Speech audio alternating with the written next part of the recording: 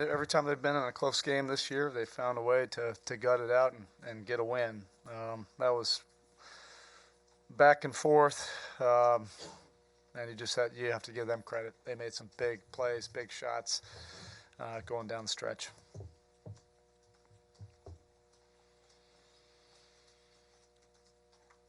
How relieved are you, Spo, that these 2 nights are over?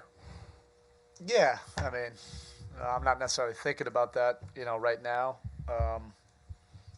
You just had 2 very competitive teams going after it. Both teams wanting to get this game. Yeah, but from a personal standpoint, I'm glad this is behind us now. Erik, just the final possession. I guess I don't know if Dion knew how many seconds were left necessarily. You were trying to rush him up the court. Just what was the plan there for that last shot? Yeah, something similar that we had before. I mean, shockingly, we end up getting a good, clean look. I don't think I could have diagrammed something better than that. Sometimes if you don't know what you're doing, they don't know what you're doing either, and you end up getting something out of it. We started slow into that possession, but we ended up executing the triggers after that, and maybe that was the deception and the decoy that confused them. I don't know. Was this the kind of game, Erik, when Dion Waiters is going, you sort of go with him and sort of let it go sort of on his flow as he's on a run? Yeah, he was aggressive but making the right plays, and he was able to get to the basket against a team that protects the rim pretty well. And then that got the rest of his game going, and he was shooting the ball very well. So we get some good offensive performances. We score 107 points, shoot 49%, but we're giving up that many. We don't win those kind of games usually. I was going to ask you, Erik, about the defense last night. A kind of a totally different game from last night. Yeah, but they had adjusted. You have to give Fizz credit for that. They played some of the quicker guys, speed lineups. They were spreading us out.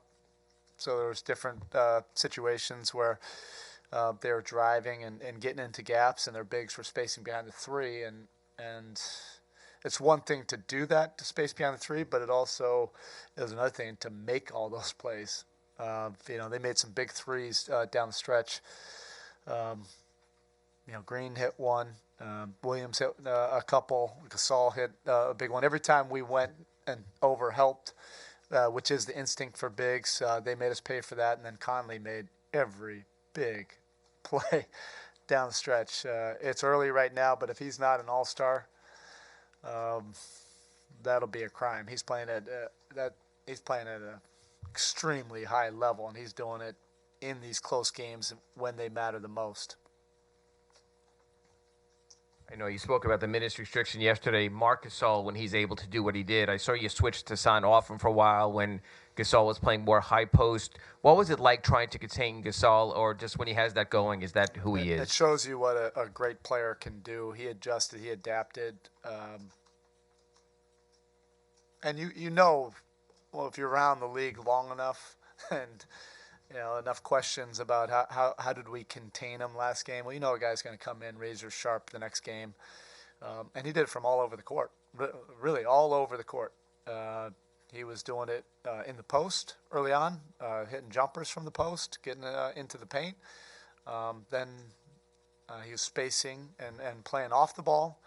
And then his pick and rolls to flaring and making a lot of plays off of that. So, that was an exhibition for a center to make that many kind of plays against different kind of defenses too. It was not one guy guarding him. There were a lot of different guys guarding him, a lot of different complex things that he was involved in. Erik, just looking ahead, obviously Justice has been out now 7 games. Any hope for him on Monday or what's... I don't know.